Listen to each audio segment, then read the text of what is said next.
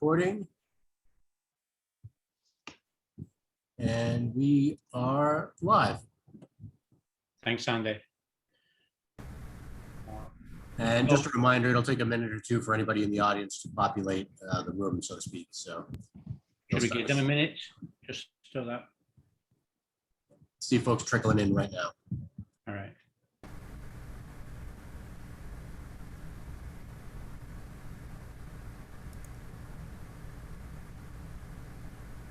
All right, I'm going to start the meeting by calling to order and getting a roll call of everybody who is here tonight. So I believe we have Joe, myself, Bonnie, and Kevin. Present. Anybody say aye, or do we all just, we're all of us are here. So Joe, are you here? Yes. Bonnie? Yes. Kevin? Present. And obviously I'm present because I'm speaking. So 4 of us present, we have a quorum.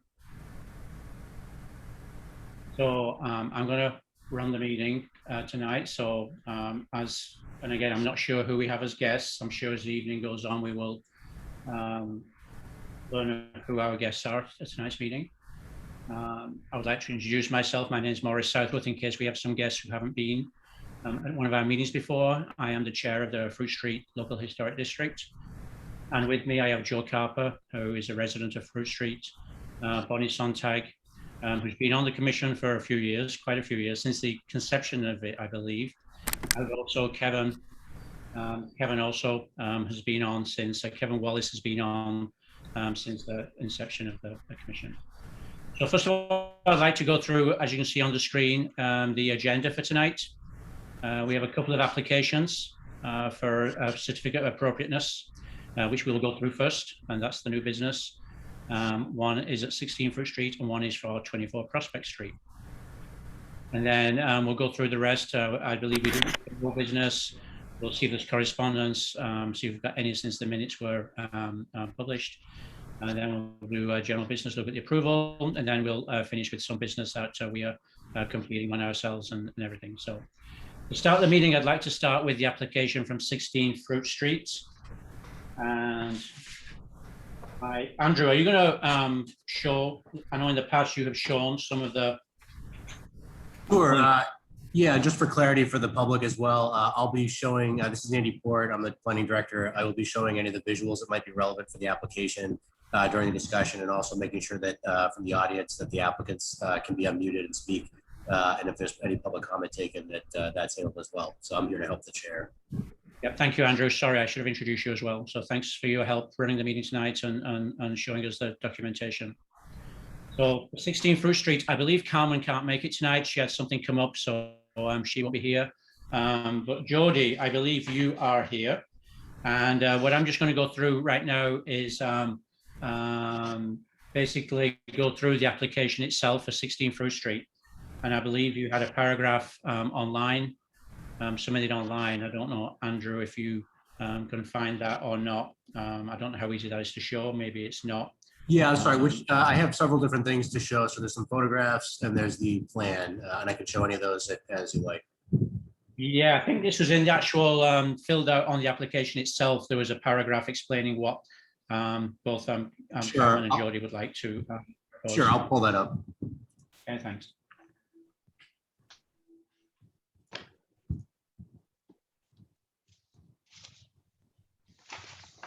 Okay, there we go. Thank you. So the application for 16 Fruit Street is regarding the driveway. And right now it's a dirt driveway, and Carmen and Jody would like to use bricks, brick the driveway. And so they're requesting confirmation that they can use these natural pine hole permeable clay brick pavers. They have photographs showing the color. It will match the existing brick and structure. And these are clay brick pavers, so they are a natural material. And the reasons listed in the paragraph, the length of the driveway, short curving, and some of the patio being below the grade of the driveway, makes it seems better to use this type of brick for water drainage. And I believe, Andy, you have several colors. You've got a photo of the bricks Sure. and I'll- a photo of the driveway. Sure.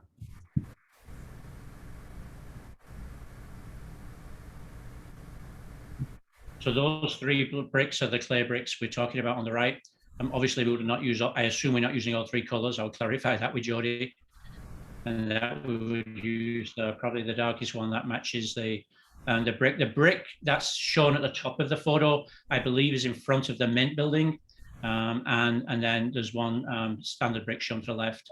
And then, Andy, if you could show us the driveway itself and how it's located regarding the Mint and so you can see the Mint in the background of the driveway with the two cars. I believe the little brick patio area you saw in the previous photo is in front of the Mint. And the building 1618 Fruit Street is on the right there. And right now, as we mentioned, it's a gravel driveway. So Jody, I believe Jody is online tonight. Would you like to make some comments regarding your application, please? Sure. Can you hear me? Yes, we can. Thank you, Jody. Okay. Yes, so the bricks that you just saw, the three put together they're called a pine hall brick. And yes, they are clay.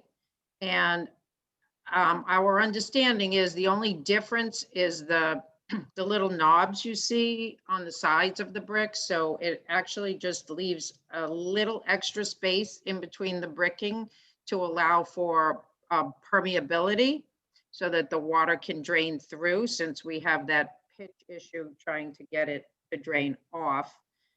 So that is the purpose of using that brick. I'm not sure on the coloring. I guess we kind of thought the variation of the coloring, we see a lot of variation in the sidewalk and the Mint building. So that's not really been discussed very much or decided upon. We were just trying to see if we'll get approval for this type of brick. So. And I probably misspoke. Yeah, sorry, Jody. That's okay. Yeah. So I believe what we're asking for is a permission to do a permeable setting, if you will. I believe the brick should comply with the materials that are typically acceptable, unless I'm misunderstanding something. So I'm not really sure on that. Right. That's good. That's helpful. And just to be clear, we haven't actually hired anybody. We've spoken with two different engineers in terms of pitch and things like that, but we're not 100% certain at this point that we will go with the permeable. We are very strongly leaning that way. So I guess by the end of this meeting, we'll hear what you will allow and won't allow in terms of the Pine Hall, but we'd also like to make sure that everybody understands that if we decide to go with that traditional, either, is it called Town Hall or City Hall brick, Boston City Hall, yeah. So that of course would also be acceptable, just so we don't have to come back to another meeting if we decide to go that way. Okay. Does that make sense? That does make sense. Thank you, Jody. Okay. Yeah. So now I believe we asked for some public comments. By asking for public comments, I would like every speaker please to state their name and their address so Bonnie can make a note of that. If anybody would like to ask a question or state their thoughts, please now go ahead. And the first person we have that's raised their hand is Tara Cedarholm. Tara, if you'd like to unmute, should be able to address the commission. Great. Can you hear me? Yes, we can, Tara.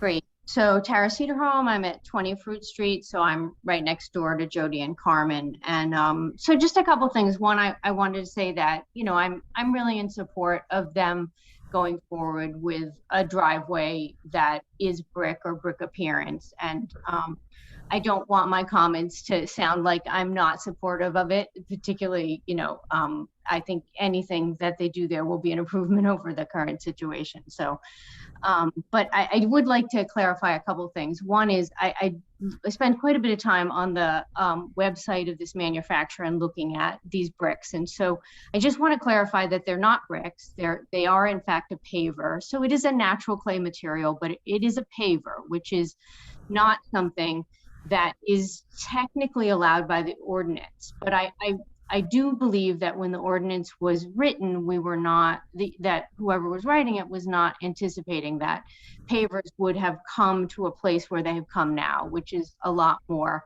kind of aesthetically acceptable. So these may be totally fine. But one thing I did notice in reading about them is that they require an edging material.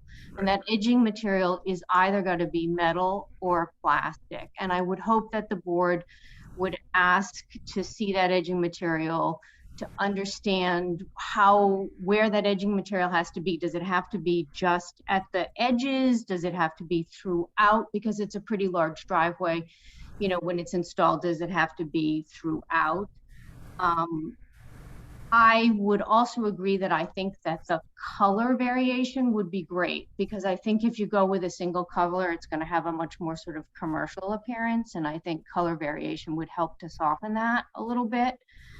And if Jody mentioned, you know, if there's still a possibility of considering the city brick, and if it's possible, I know that there's a situation with the slope there, that might not be possible, but obviously it would be preferable to do city brick. But if that can't be done, I would certainly be supportive of this Pine Hall paver.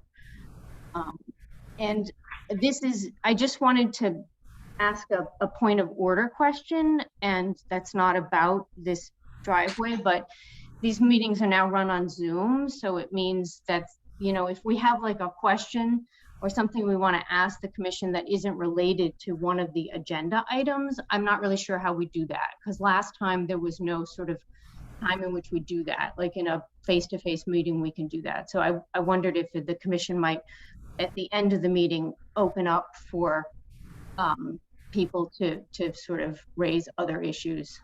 Or are we only supposed to do that by writing to you in advance? In my personal view is we should be able to talk to you at the meeting. Andrew, do you have thoughts on that? Yeah, generally speaking, if it's in a matter that couldn't have been reasonably anticipated by the chair, that could be discussed, you know, in brief. If it's a more substantive matter, it would make sense to add it to the next upcoming agenda. But generally speaking, if the chair wants to entertain a discussion of a miscellaneous item that wasn't recently known would be requested in advance, we could take that up at the end of the meeting or your Right. call.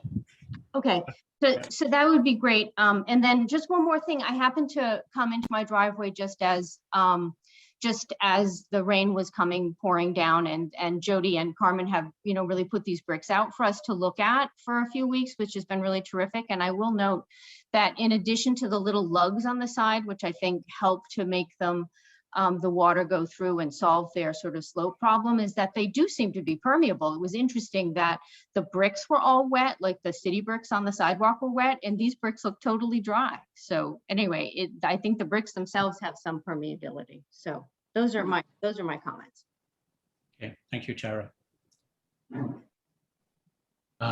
And I do have one other set of hands raised, Melinda Cheston. Melinda, if you'd like to unmute, you should be able to address the commission. Okay, thanks. Hi, everyone. I assume you can hear me? Yes, we can, Melinda. Great. Hi. I just wanted to chime in that I support this project, and I think it's great whether they're able to do a traditional brick driveway or one of the Pine Hall pavers. That would be great. And I also support the idea of color variation. That's it. Thanks. Oh, Melinda, before you go, Yeah. could you please give us your address? Oh, sorry. Yeah. It's 10 Fruit Street. Thank you. Thanks, Melinda. And seeing no other hands raised, Chair. All right, thank you, Andrew. So now the applicant can speak again. So if Am I still unmuted? yes, I'm trying to see if I think so. Yes. So Well, you can hear yeah, her. Jody. Yeah, Jody. Yeah. Okay. All right. Sorry, guys. It's been a long day. Sorry.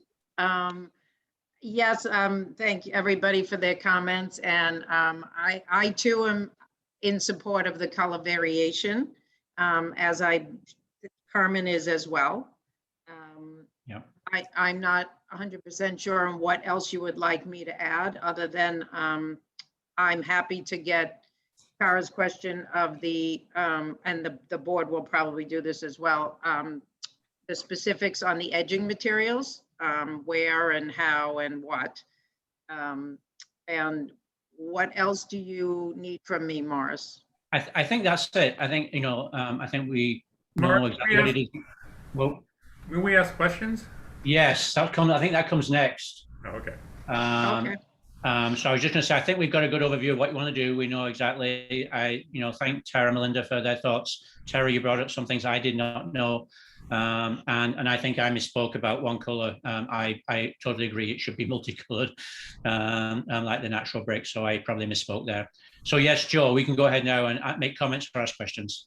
Yeah, and again, Jody, don't take this as disapproval, but I just wanted to ask, how did you happen to not choose the Boston City pavers first? And the reason I ask that is because we just went through last summer a hardscaping project in our driveway. We substituted old concrete covered pavers that the previous owners had put in with Boston City Hall pavers. And there's a long run of property. We're also butting right up against our house, yet the hardscape firm was able to slope the surface such that water ran away from the house and into the street. So it didn't really present any problem at all. In fact, it improved the drainage surrounding our house. So I think in and of itself, I don't think that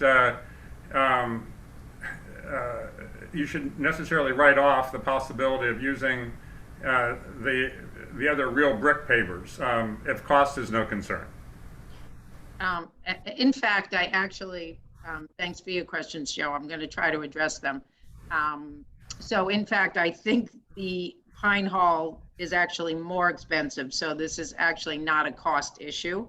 The reason that we began questioning a lot of it was because we had several people come out to look at the driveway, and several of them simply said, oh, this can't be done. You just simply, with the 90 feet that you have, you just do not, with the stone wall and the curbing, you just do not have the pitch that it takes. So that's when we began paying attention to that and searching elsewhere. So I spoke to two different engineers, one who came out on site, one who, Morris, was your recommendation, Stephen Sawyer. Yep, that's Bonnie's recommendation. Yeah, we spoke on the phone, and we had a lengthy conversation, and he said, both applications he thought would be okay. He was concerned about the pitch. He wasn't sure we had enough. So he mentioned a pitch of 5 inches. Other people had mentioned more than that. We only have 4 with the curbing as it exists. So anyway, that's where it got a little dicey, Joe, and that's when we started looking at the permeables just to solve that issue. So if we do decide to go with the natural brick and away from the permeable, we will just pitch as much as we have, and also pitch it ever so slightly away from the house, and just hope for the best. So, I mean, I think the worst that happens is that it might, the standing water might cause the brick to buckle over time, or do the things that we don't really want it to do. So that's where we started to steer away from the traditional, if that helps at all. I'm not sure. Yeah, it does. And again, I don't want to, say that you need to go with the other. I mean, I'm not an engineer. I just thought, appearance-wise, it's more in keeping with other driveways and the sidewalks. But these are not ugly bricks at all. And presumably, as I read the specifications, there will be some sort of a stone dust that will be put in these cracks, so those little nubs, the spacers won't be visible. Is that correct? Oh, absolutely. Yes, it gets a filler in there, and actually the reason why a lot of cities are going with this now is literally because it's much better for the environment, Right. because it is allowing the water back in the earth as opposed to in all the drainage and the sewers and overworked systems like that. So it may in fact be, I don't know what happens down the road a little more commonly, but yes, that will be filled in. You will not see the nubs, and you know, And then one other, ahead. one other comment, Jody. Also, I just wanted to say that I'm glad that Tara brought up the whole thing about the edge restraints, because I also noticed that and on page 6 of the regs and on 2.03 and 3.03, it talks about actually 3 different kinds of edging you can use: plastic, steel, or concrete curbing. And I would, echo Tara's concern: stay away from the plastic. And I'm wondering whether you can just simply use the granite that's in there now. I mean, it looks like the edging is something that is put down first before the other layers, and then it's kind of built into that little framework. So you have some beautiful granite edging right now. I'm just wondering whether that could be used instead of additional, yet another material introduced into the mix. So yes, Joe, that is how I understood it, and I am going to follow up with that. My understanding was that granite that's on one side is fine, and everything else that they spoke about, be it metal, which I'll get clarification on, is actually submerged. It is underneath when they dig out the 16 inches of driveway for the whole subsurfacing they need to do. That is where the edging will go to hold all that soil and gravel and what the layers that they put in. So that was my understanding, but I will certainly get more clarification that will not be visible. That's helpful. Thank you. Bonnie, Kevin, do you have any questions for Jody? Kevin, do you want to speak? I don't know. Okay, I just want to say that I really support the pavers, the permeable pavers. As Jody mentioned, they are more environmentally sensitive. They drain the water more directly and quickly. And given the concerns about the slope on this driveway, I think you'll be safer with them overall. I noted your comment because I am taking notes. Hope for the best. I don't think you really want to do that, do you? No, not really. But I don't believe that we have the pitch we need. So at that point, it would be kind of, no, I don't really want to do that. So hence the application for this brick. Yeah, I think so too. And as long as you've already considered the cost and that is not a impediment to you, I would strongly urge you to go with the pavers, all else being equal. Thank you.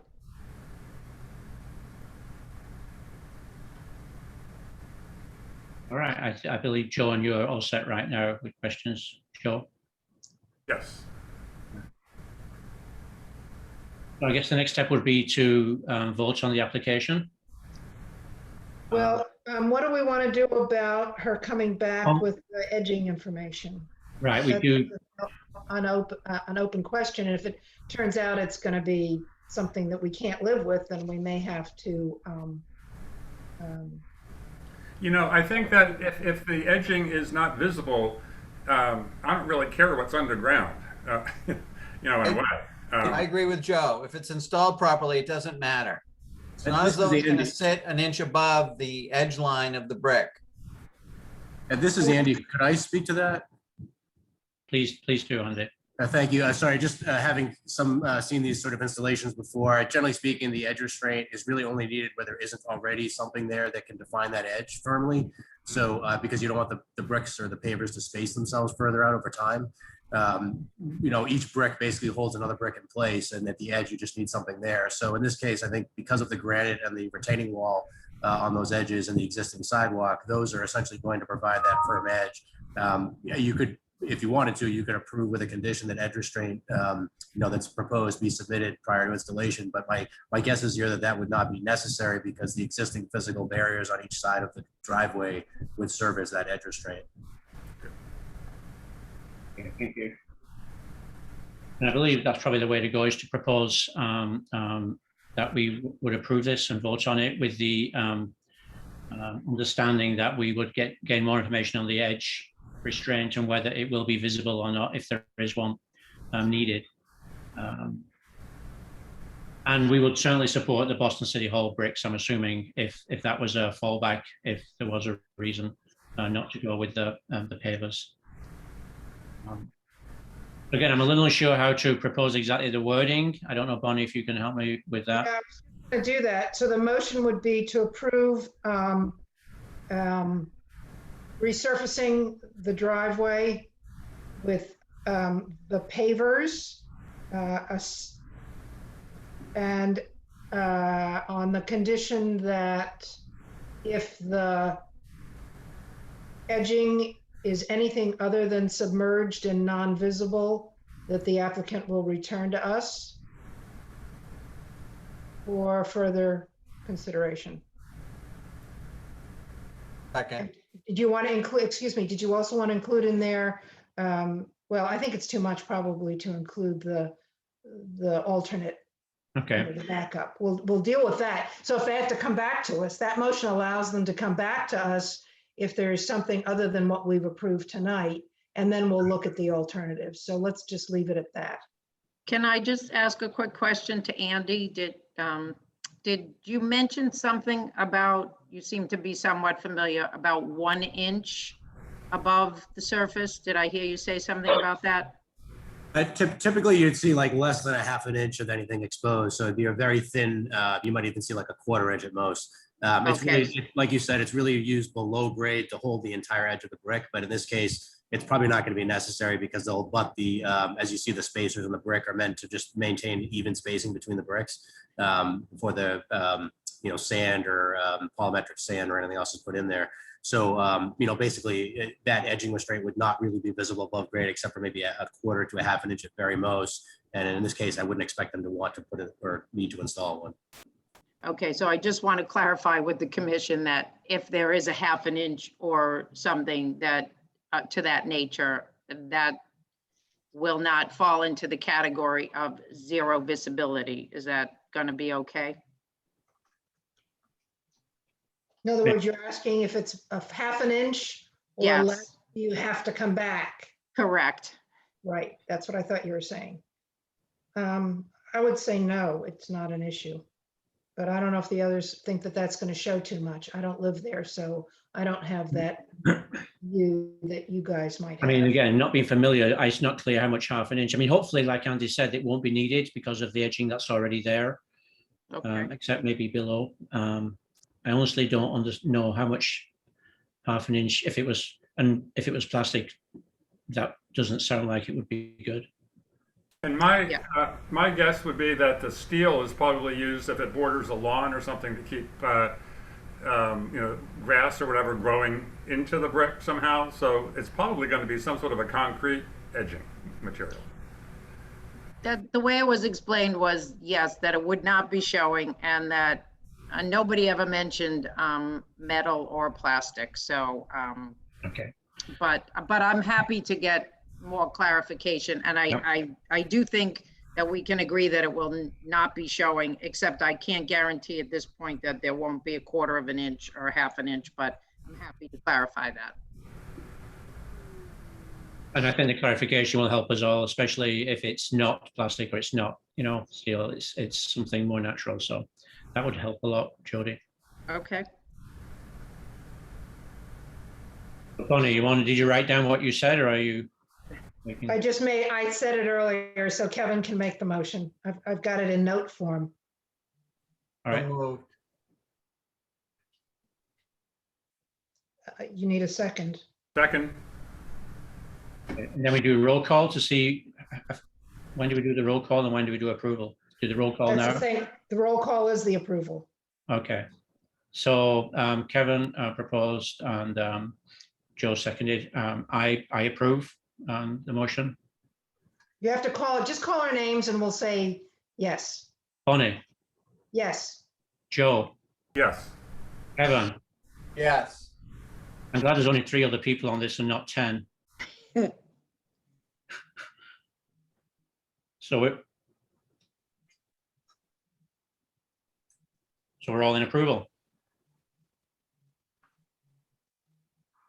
Did I freeze or did Bonnie? I'm writing and you Okay. carry on with the meeting. All right, so Thank you, Jody. thank you, Jody. Thank you, Thank you. Commission. Thank you, everybody. Yes, thank you. All right, so Jody, you will get back to us with what you find out, right? You or Carmen? Yes, what is the proper channels in which to do that? This is Andy. If you could submit that to the Office of Planning and Development through Caitlin Sullivan or Diane Bovair, they will make sure that it gets out to the commission. Okay, great. And then we can issue the certificate of appropriateness. Okay. All righty. Thank you. Thank you, Jody. Thanks. So now we can move on to the next application, which is at 24 Prospect Street. I'm just trying to find that on that's Lisa Foley. And Andy, if you can find her Lisa's application, please. So it's on the corner of Fruit Street and Prospect, and I'm sure many of you know the property. And the proposal is to replace the picket fencing and the posts with the same style and materials, which is cedar. And here we go, and paint it white.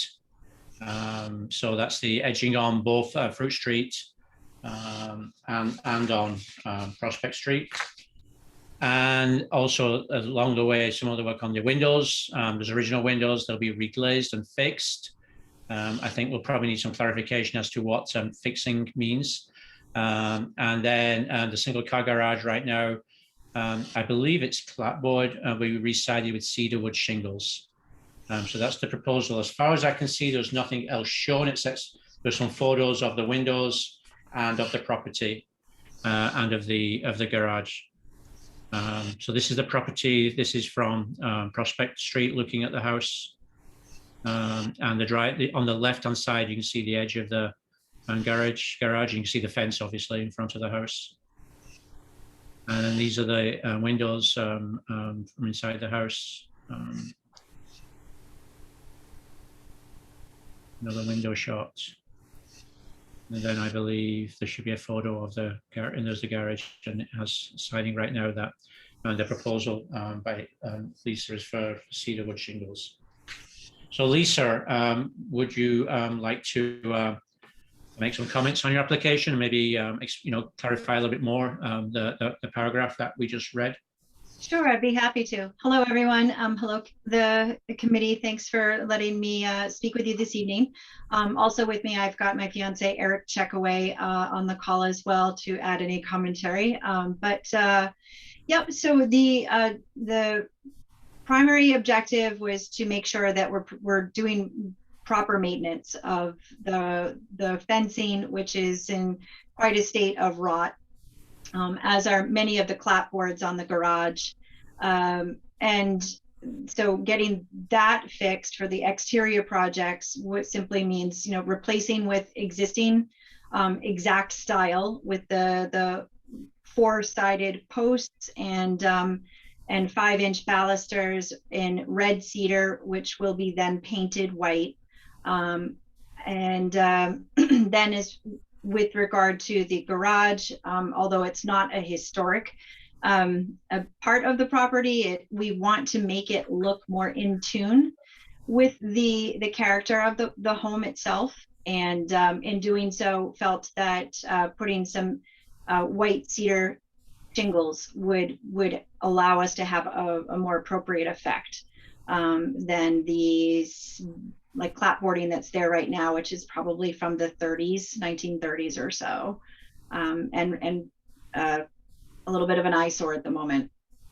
So from that would be unpainted. It would be cedar that is pre-treated to age and weather, as well. That the only other thing that we do would be to paint the trim on the garage, and that would be painted in the same white as the home. So that is the exterior work that's being done. Interior work, as referenced in the application with regard to windows, for the historic windows that are throughout the home, we are having the window lady in Amesbury provide reglazing. So they'll just basically do tune-up, what they refer to as their tune-up, which consists of reglazing of the window panes themselves, and then also putting in new flashing. They also have a blacksmith on hand that will match any of the push pins that are your stoppers. And I do have a couple that are not staying open and need to be propped open. So those will be fixed and replaced with matching materials for the same style stoppers. So the sashes and glazing and stoppers, where there are some that are missing. I have a couple panes that have cracks. This is an example of one on the second panel on the top right. Has a little crack in it. So anywhere where there's a crack, she's going to replace that glass, I believe, or fix the glass. These are all the windows on the, sorry, all these are the windows on the house, or just you redoing? We are doing a total of 21 that are all the historic windows. Wow, okay. Yeah, I know. It's a lot. Yeah. But you know, we're looking for some efficiencies. Many of them are stuck shut and inoperable, or you know, the roping and the pulleys are not working properly, or the stoppers are gone. So this will get everything in working order again, and will also hopefully help with a little bit of efficiency. Thank you, Lisa. Do we have any public comments? Anybody at the meeting who'd like to ask some, make some comments or ask some questions? And again, please state your name and address, even though maybe you've already done it before. And Tara Searholm, if you'd like to unmute and speak to the board. Hi, this is Tara Cedarholm. I'm at 20 Fruit Street. So basically, I'm really in support of this. I think it's terrific. You know, of course, everybody is excited to see the fence go back. And Lisa, I haven't met you, but if you're at all interested, there's actually a historic photograph of your house with a very different fence that is published in a book on the architecture of architectural heritage of the Merrimack. It might be a more complex fence than you want, but I'm totally in support of you replacing the fence with the existing of what it is there now. I did want to ask a question about the changing the siding of the garage. I looked pretty briefly at the historic report on the house, and I didn't see a date on the garage, and you're probably right, it's about 1930s. But I wonder about the idea of re-siding the garage with cedar shake, which it would maybe aesthetically be more pleasing to us, but I think that maybe the commission might consider whether that is actually violates the ordinance, which really talks about not kind of making, I don't remember exactly how it's stated in the ordinance, but making kind of a movie set and a fakery and a kind of thing. I mean, I'm not saying I really love the way that garage looks now, and I'm not saying I love that siding, but I'm just saying that, you know, changing it to something that's not historically accurate is maybe not what the ordinance calls for. So I don't feel strongly about it. I'm just calling it to your attention. Thanks. Thank you, Tara. Thank you, Tara. I know the photo that you speak of, actually. It has a crisscross sort of fence. That's, yes, yep, I have a photo of that. Thank you. Yeah, you're right. It's lovely. It's a little bit more intricate than I am interested in, but yeah, it was nice to see a different representation of the house. And I see that Jody has her hand raised still. I'm not sure if that's just left over from the prior application. If you'd like to speak, Jody, or perhaps lower your hand if you're not interested in speaking on this particular application. Okay, thanks for clarifying. So I guess that's all the public comment, Chair. Okay, thank you, Andy. So, Lisa, would you like to say anything more, or do you feel you've pretty much covered everything you need to cover? I think I've stated what it is that we're trying to accomplish. So no, but I'm happy to answer any questions if there's questions. Okay, so now the commission can ask some questions. Yeah, I have a couple questions. Lisa, first of all, thanks for kind of going through this process, it's great that you're so detailed and thorough in your presentation. The images help tremendously. I think the fence replacement is fantastic. I noticed that you got a quote from Port Fence. I don't know whether you're going to use them or not, but they did our fencing along the side and back, and they're fantastic. They do a great job at a reasonable price. So, you know, good luck with that. I mean, if that's approved. The windows, I think that seems to be kind of a no-brainer. We have similar windows. I know what you mean about propping them up. If you have any more of those little stops, send them down the street, because we could use them. Plenty of sticks I can send your way once they're fixed. We've had some consultations with the window women as well, and window woman, and it's a great operation. So I'm glad that you got together with them. Once again, I do share Tara's concern about the choice of materials for the siding. That kind of siding that's on there now looks very typical of all the one-car garages that were built throughout Newburyport. In fact, up and down the East Coast, when the automobile came in and these things were stuck there. It's not exactly a clapboard because they don't really overlap. They're kind of butted up against it. There's a good example just around the corner on Four Fruit, painted orange in the back of the Roy's house. They're all over the place. I think ideally it would be great to replicate that. I don't think that material probably isn't available anymore. I think probably the next closest thing would be clapboard rather than shingles, especially since there are no other examples of cedar shakes in the historic district. This would be the only example that I'm aware of. I may be wrong, but I checked, and you have to get over to Federal Street before you can start seeing some shakes, and usually they're on one side of a house, usually the weathered side. I also noticed in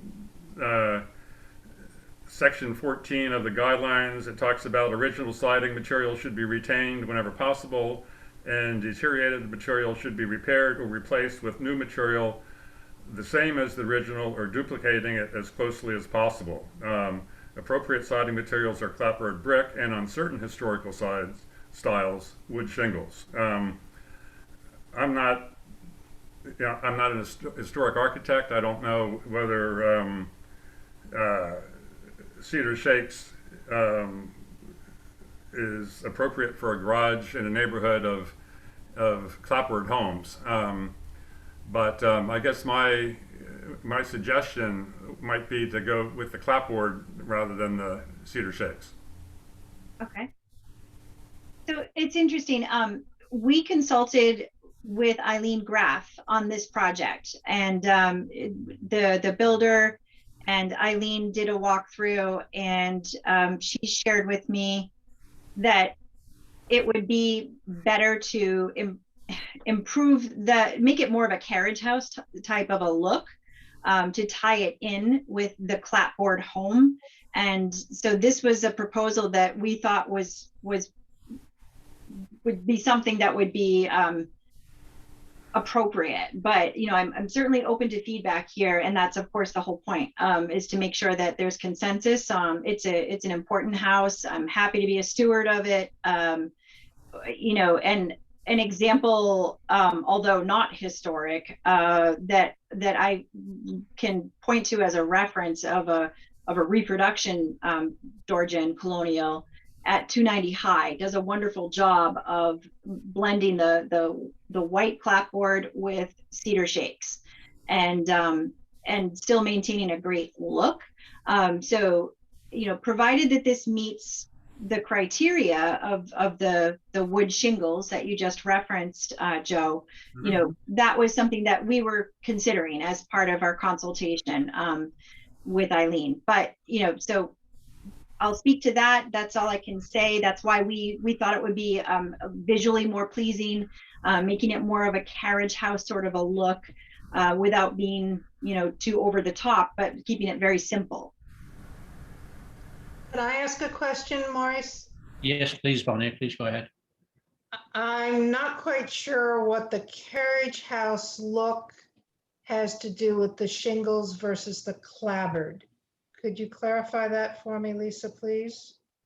Just that this looks more like an outbuilding in its current state, you know, given that it was from the 30s, estimated at the 1930s. It's just an outbuilding. It's nothing of character that would look like it would tie into as a potential, you know, carriage house / former livestock, you know, barn or something that would have been near the property.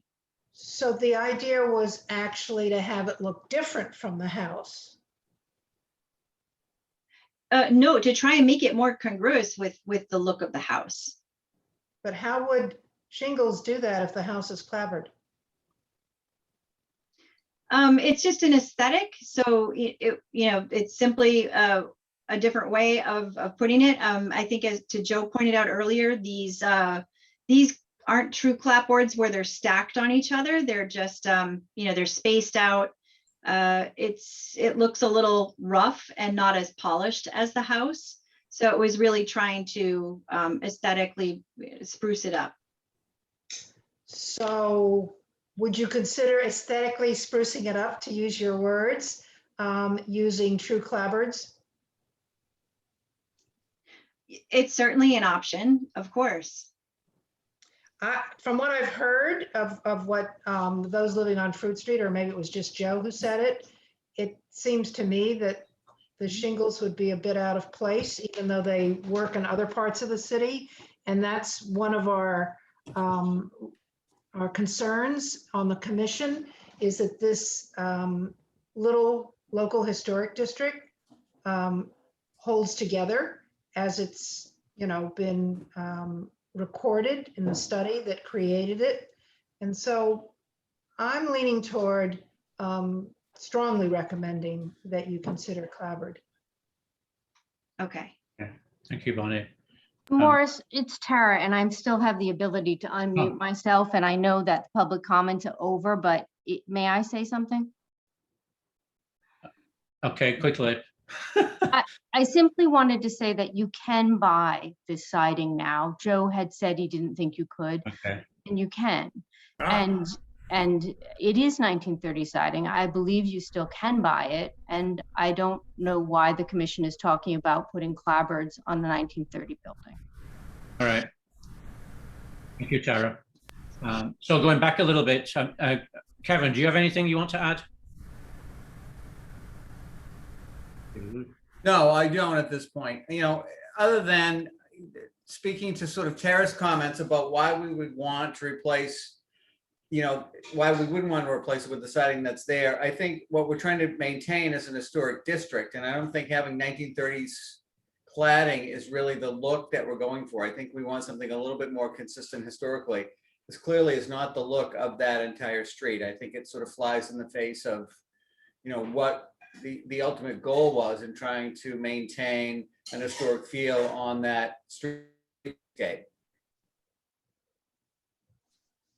thank you.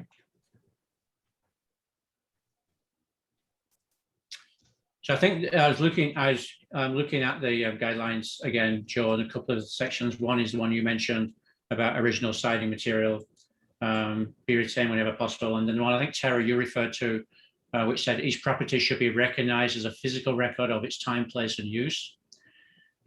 changes that create a false sense of historical development, such as adding features or elements from other historic properties, should be avoided. I'm not sure that totally applies in this case, but I suspect that's the area, that's what you're referring to in the guidelines, or in the guidelines.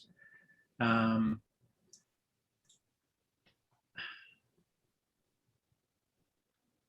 mean, to be honest, I'm not strongly moving in either direction right now, with whether we should go with the shingles, or whether we go with the current style or the clapboard. I don't feel strong enough about any. It does feel the shingles are, let's say, they're not found on the street, although they are found elsewhere in the city. So I really am not sure. I don't know, Bonnie and Joe, if you want to add some more comments. Now you're aware that we could replace it the way it looks without using clapboard. Is that a preference over anything else or not? Well, I think, first off, let me say for the record, thanks, Tara, for letting me know that material's still available. I had no idea. I thought that went the way with the, well, I don't know what, but I guess if we followed the letter of the design guidelines, it's very clear what we should do, and it says deteriorated material should be repaired or replaced with new material the same as the original, or duplicating it as closely as possible. So I'm not sure there's a whole lot of wiggle room here if we really want to apply the guidelines. And generally, that's kind of where I go to too, with decisions that are not clear cut or obvious. That the guidelines were put together for a reason, and it's our duty really to follow those guidelines unless we believe there's a good reason not to. Are you able to share the on the screen right now the references that you were just for the guidelines? Yeah, Andrew, can you find those? They are the design guidelines. They're on. I don't know if you have a copy in front of you, but they are on the website. Yeah, sure. I'll pull them up in a second. Okay, thank you. And number 14, yeah. So while he's looking for that, I think if anything, the goal is to make this to replace wood rot and not have it be a constant chasing game of replacing rotted wood siding, which was why I was having the builder come and I liked what he was proposing.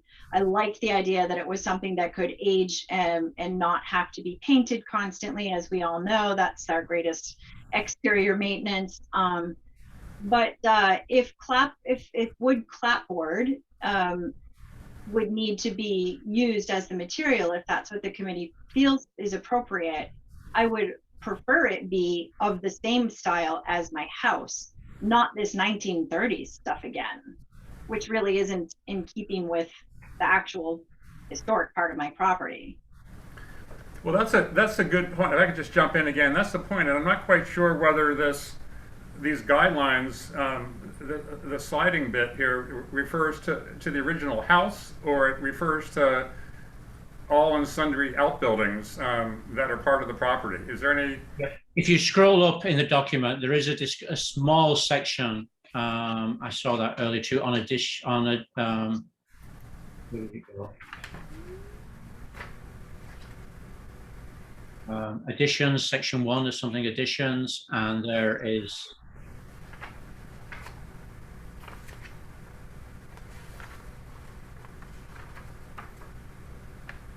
It's not an addition technically, obviously it's separate from the.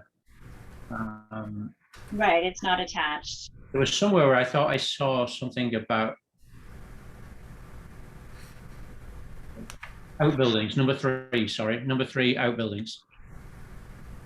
And again, it doesn't totally apply because it's not a historic outbuilding, but it says existing historic outbuildings should be preserved, maintained, etc. And then new outbuildings, but it's not new, it's already there. So it's kind of like there's nothing really directly in here except for what Joe mentioned as in section 11. But again, that could probably most likely refer to the house. So Yeah, I would agree with that. And I think that gives us some flexibility here. We're not talking about a major difference if we drop the idea of shingles and look at either a replacement of the original material or going with clapboard. So I'm tending to say if Lisa wants something that fits better with her house, and it certainly isn't going to destroy anything of major significance in the overall federal period and other periods represented, earlier periods represented on the street, I could think that we would be justified in approving the clapboard.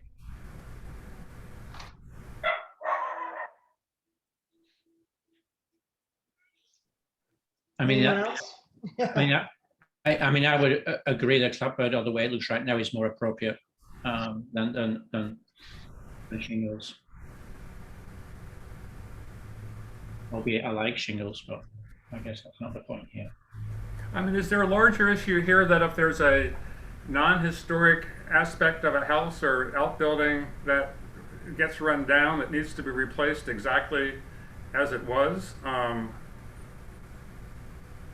don't think so. I think the intent was to preserve what was there as it exists today. And once there was an opportunity to change it or update it, that is in keeping with the historic streetscape.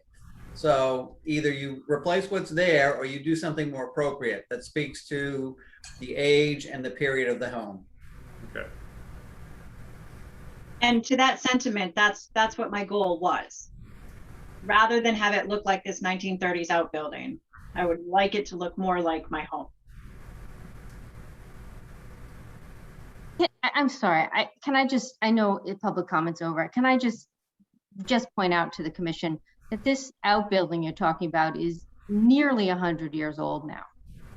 So, you can make this decision and allow clapboards to go there, and I'm not going to fight you on it, but the idea that the building itself, because it's from the 1930s, is not historic is not really accurate. And if you feel it doesn't fit under the ordinance, I mean, I guess that's one thing, but the idea that you think it's not historic is not really accurate. Let me clarify. It's not about it being historic or not, because I 100% agree with you. We are losing a lot of mid-20th century buildings because people think they aren't worth saving. This is a local historic district created around historic buildings of a much earlier period. And we know this garage had to be later because there were no cars or need for garages like this, maybe a carriage house, but not a garage when these houses were built. So it's not about it not being historic. It's about it fitting in with the historic district as such.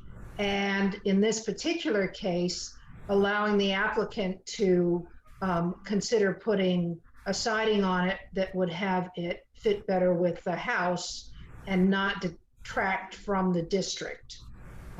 The garage in and of itself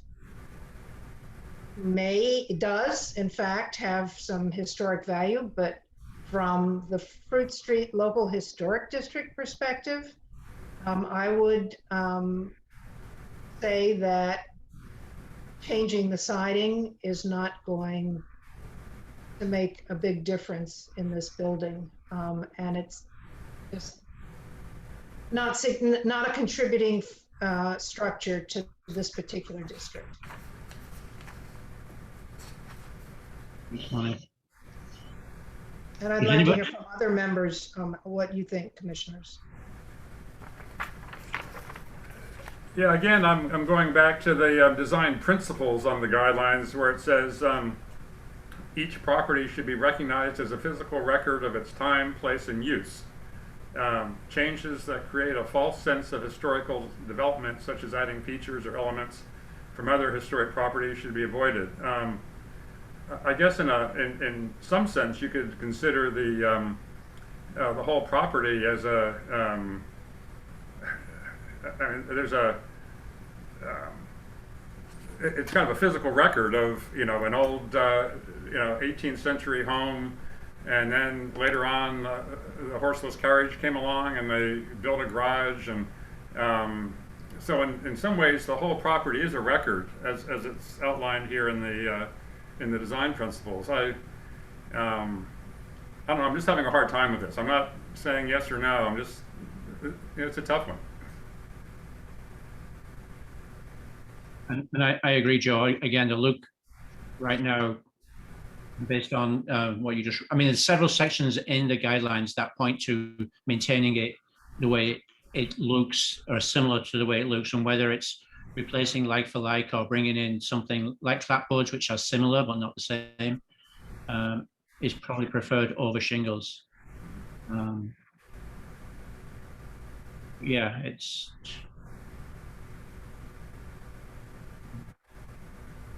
Kevin, do you have any comments? I mean, I know you know, of the four of us, you're the one that maybe was leaning more towards being okay with shingles. Yeah, I'm trying not to overthink it too much. I think, again, we're looking at, I think the house is the main structure here. And I think whatever we can do to highlight that house and minimize this structure is the goal. And I think whether we do clapboard or shingles, and I don't have a problem with shingles. I think once they silver up, it will somewhat disappear into the landscape. And I think it will integrate better with the house, either with shingles or with clapboards. But I think the house will stand on its own once we sort of get this whole 1930s feel away from it. As you know, and again, it's all about integration into the main structure, which is that house. Hmm.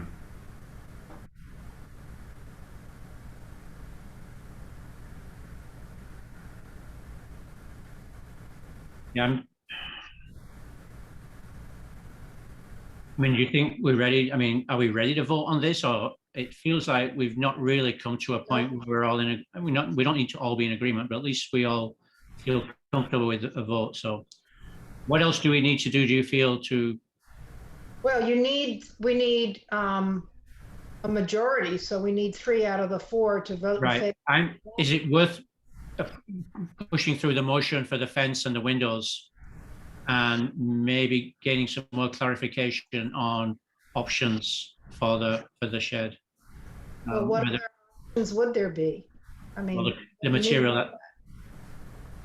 I agree with Bonnie. I don't think there's any sense in waiting. We have 2 options. We leave it alone and replace it with what's there, which I don't think anybody is in support of, or we approve replacing the siding with either shaker, siding or clapboards, either one. And again, I don't think either one is a mistake. I think it's a win-win either way. wait a minute.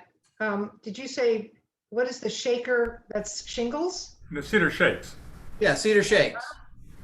No, I thought the option was, see, this is why we need to discuss it some more. I thought the option was to replace the siding with the 1930s siding that's still available, or with clapboard, but not shingles. No, I think the application cider is cedar shingles, which is how it was submitted, or we go to clapboard, which would mirror the siding on the house. But we've got new information that says there's a third option.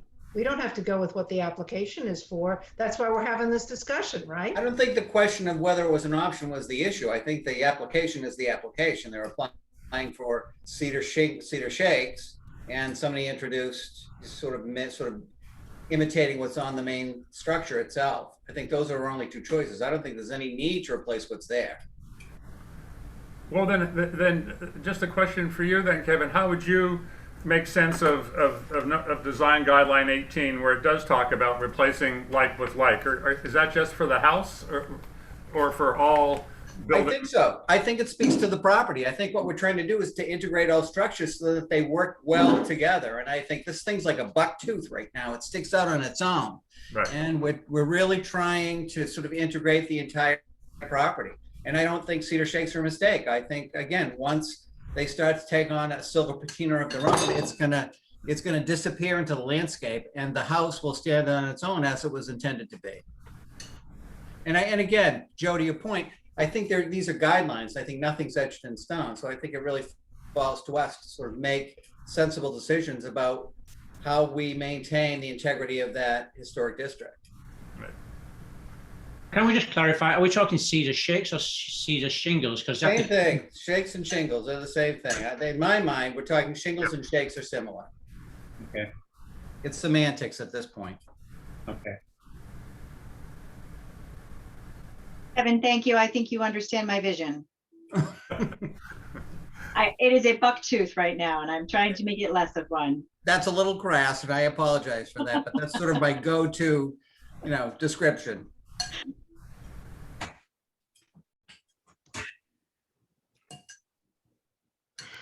Bonnie, Yeah. I don't think the cedar shakes works at all. There's no other example of it in the district. So if it's between that and clapboard, I'd go with clapboard, because then it fits in with the house.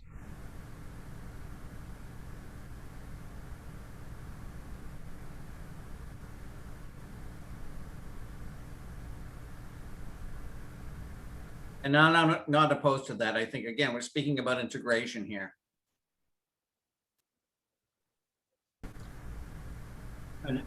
and my view is that you look at it now and it's kind of what we've got used to seeing. So in my view, it does fit in with the house right now. That's the way it's been for the last, number of years I've lived here. I struggle more with the changing to the cedar shake shingles than I do staying with something that is similar to what it is right now. I'm sorry, I didn't catch that. Could you repeat that? So I'm leaning more towards either clapboard or if there is the same material, although it sounds like we're moving away from that, the clapboard option over the shingles option. Or shingles. Not shingles. Oh, not shingles. That's what I thought you said. Sorry, I'm mumbling. Or That's kind of where I'm leaning right now.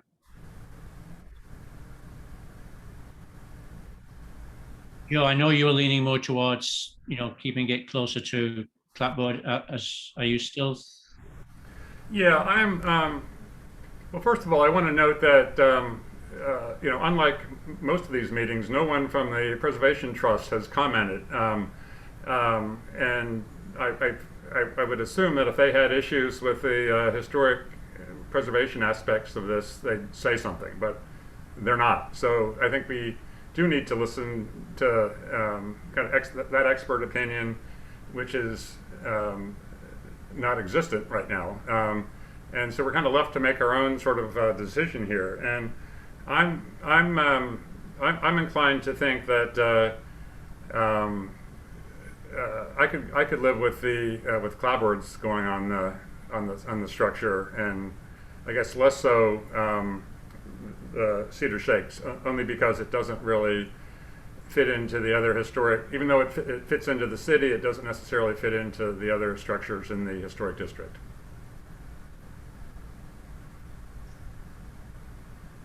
so it sounds like from the look of my notes, everybody is leaning, if I were to say one option, it's toward clapboard. Is that correct?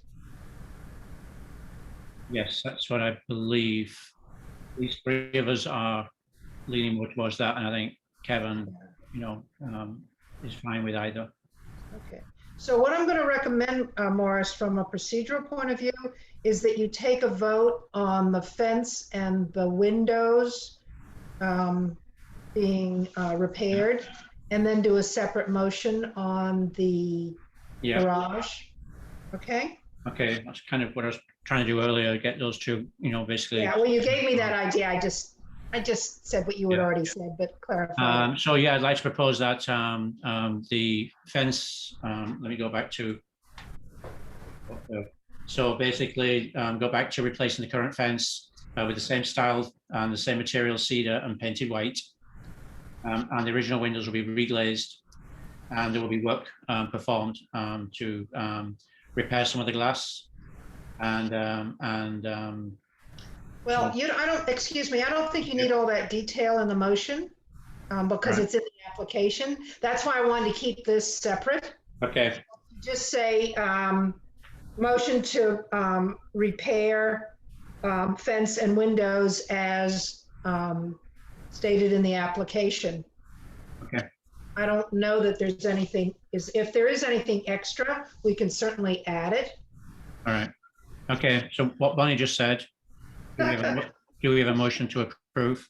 So moved. Second. Second. Okay, And now roll call, Bonnie, yes, Joe, Yes. Evan, Yes. Maurice, yes.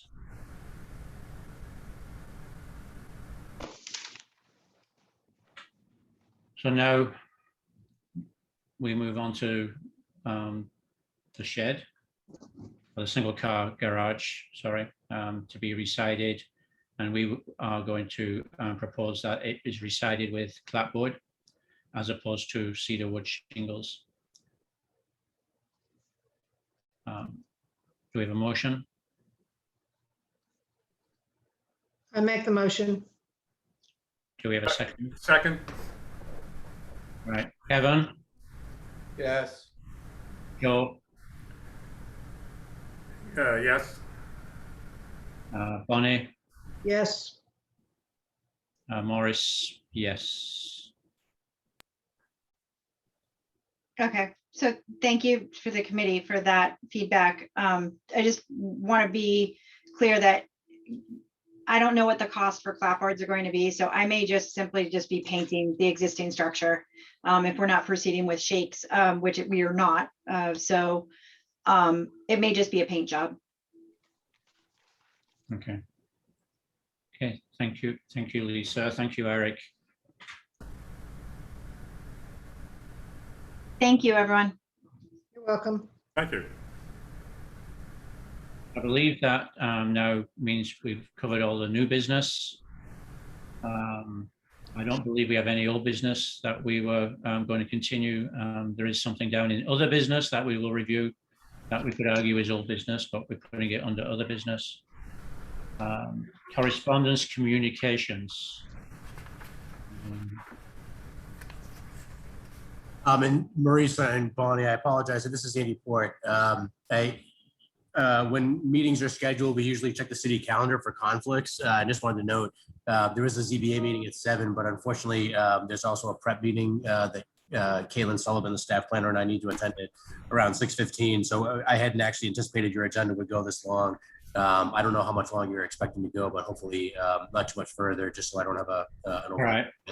Thanks for the heads up. I think probably another 5 minutes we can be done, maybe. Okay, thank you. I hope. Tara had indicated she wanted to comment at the end as well. Yeah, I was All right, hoping under well, other business we We'll could have to bring put that clarity. off. Let's just do the draft, let's do the minutes. We have less than 5 minutes. I think we Okay. need to. For the Minutes, approval- Yeah, minutes from the do we previous have a meeting. motion? I have a motion to approve. Who who was the motion?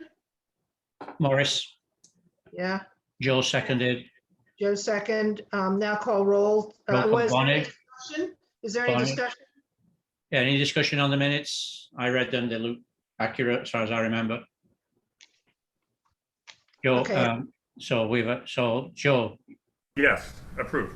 Bonnie, Yes, yes. Kevin, Yes. Morris, yes. And then the other business is review the notification letter. I believe it's pretty much final.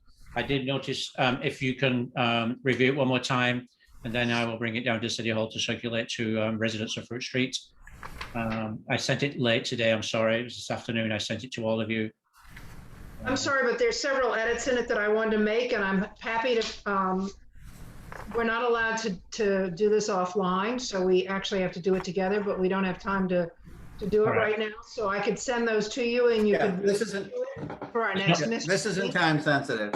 No, it's been already a few Okay. months. So yeah, just send, if you can send edits to me and then I'll put them all together and then we can review it next meeting Okay, and we can have a meeting to review that. I have no updates. As far as- and we'll save whatever comment Tara has for our next meeting because we don't have time for it now. All right. So motion to adjourn the meeting. So moved. Second. Bonnie, So, yes, Morris, yes. Joe, Yes. Kevin. Yes. All right, meeting adjourned. Thank Andy, you we got, all. Andy, we got you 6:15. Yeah, sure. Thank you. Thank you kindly. We can check the calendars in the future. So thanks again. No, thank you. And this was an unusual one. I don't think we've had two proposals in the same meeting. Maybe we have once, but not, this does not happen often. Have a good evening. Yeah, Okay, thanks, Good one. everybody. thank Bye. you. Bye.